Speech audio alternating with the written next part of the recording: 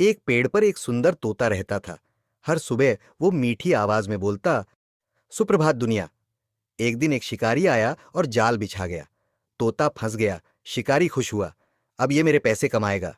तोता बोला, मुझे छोड़ दो, मैं तुम्हें सोने का रहस्य बताऊंगा। शिकारी लालच में आ गया और उसे छोड़ दिया। तोता उड़ गया और बोला, लालच में पड़ा इंसान हमेशा खाली हाथ रहता है। शिकारी पछताया और तोता आसमान में गायब हो गया।